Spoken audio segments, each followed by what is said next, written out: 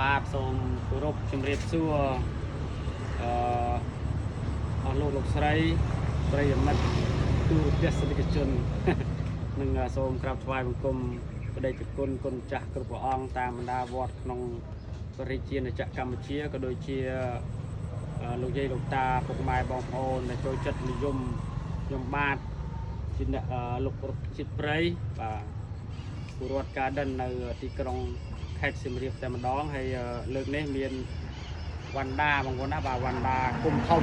បាទមិនធំមិនម៉ានទេបងប្អូនអាចចរចាបានតម្លៃណាបាទតងការវាមានតងការចាស់ចាស់ពួកនេះផ្កាវាវែងបាទពួកនេះអញ្ចឹងទៅមួយដើមអាចផ្កា4ដើមមួយដើមអាចផ្កា4តងអញ្ចឹងណាបងប្អូនណាបាទដើមធំគុំធំបាទហើយតម្លៃវាអត់ឡើងគីឡូទេពួកនេះគឺយើងលក់ទាំងគុំតែម្ដងបាទសម្រាប់ពុកម៉ែបងប្អូនដែលខ្វះខាតថវិកាយកជាគីឡូបងប្អូនអាចកំងជាមិចចូលគ្នាតែម្ដងបងប្អូនណាបាទយើងអាចមិចចូលគ្នាបាទចូលចឹងមក1គីឡូបងប្អូនអាចដាក់ចូលនេះបានបងប្អូនណាបាទចូលនេះបានដោយសារអីវ៉ាន់យើងមានច្រើនបាទមានច្រើនប្រភេទអញ្ចឹងបងប្អូនអាចមិចចូលគ្នាទៅបាទមកមុខ1គីឡូហ្នឹងយើងដាក់ចូលគ្នា4 10មុខ4 5មុខអីចឹងណាបងប្អូនណាមានបញ្ចូលទៅក្រូចបច្ចេកការឲ្យដែរបងប្អូនណាបាទហើយមានប្រភេទវណ្ណដាខាងនេះបាទប្រភេទវណ្ណដានេះវណ្ណដាបងប្អូនណាបាទវណ្ណដាហ្នឹងក៏អាចខ្លឹងគីឡូលក់រួមគ្នាតែម្ដងតែបងប្អូនដែលមានលទ្ធភាពយកជាគីឡូបងប្អូនអាចយកជាគីឡូតែម្ដងទៅបាទហើយដើមស្រស់ថ្មីបាទទើបចុះពី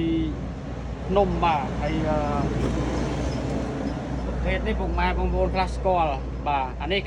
គេសគោលកន្ទុយមច្ឆាបងប្អូនណាបាទកន្ទុយមច្ឆាធំបាទកន្ទុយមច្ឆាឬក៏ហៅថាមច្ឆាសួរបាទគេហៅពីរប្រភេទនេះហ្នឹងបាទមច្ឆាសួរឬក៏កន្ទុយត្រីធំអញ្ចឹងពុកម៉ែបងប្អូនខ្លះអត់ទាន់ស្គាល់ទេបាទខ្ញុំក៏កឹមស្គាល់ដែរអញ្ចឹងចែកគ្នាស្គាល់បាទចែកគ្នាស្គាល់ប្រភេទកេសរគោលរបស់យើងណាបាទហើយមានប្រភេទកេសរគោលខាងនេះទៀតបាទអានេះសិតតែប្រឡូបផ្កាឲ្យបងប្អូនបាទនេះប្រឡូបផ្កាឲ្យនេះផ្កាខ្ញុំមិនទៅជាស្គាល់ច្បាស់ដែរទេប៉ុន្តែចាំមើលឆែកនៅក្នុងសិភៅកេសរគោលបាទមានតែក្នុង3 4គីឡូទេពួកនេះបាទអញ្ចឹងហើយតែវែងនេះគេហៅកេសរគោលព្រៀបសបងប្អូនបាទព្រៀបសនេះអត់មានគីឡូទេបងប្អូនបាទដាក់ឈើជាប់តែម្ដងបងប្អូនណាបាទដាំនៅជាប់ឈើបងប្អូននៅព្រៃគាត់កាប់ពីឈើមកជាប់ឈើដូចនេះឯងមានឈើស្រាប់តែម្ដងបងប្អូនណាបាទអញ្ចឹងពុកម៉ែបងប្អូនអាចធ្វើការកំងបាននៅប្រភេទរុក្ខជាតិបាទមានដូចជាវណ្ណដាកន្ទុយមច្ឆាធំបាទហើយបៃក្តាំងនេះបាទបៃក្តាំងផ្កាលឿងបាទមានការដូងបាទមានប្រភេទជាច្រើនទៀតដែលពុកម៉ែបងប្អូនចង់បានបងប្អូនអាចselectរូបផ្កាតម្លាក់មកខ្ញុំបាទធ្វើការមិចចូលគ្នាតែ1គីឡូក៏បានបាទអញ្ចឹងជាចុងក្រោយសូមថ្លែងអំណរអគុណដល់ពុកម៉ែបងប្អូនទាំងអស់មានសុខភាពល្អបាទបវររឿងថ្ងៃសុខថ្ងៃសៅរ៍អាទិត្យនេះបាទអរគុណច្រើនជំរាបលា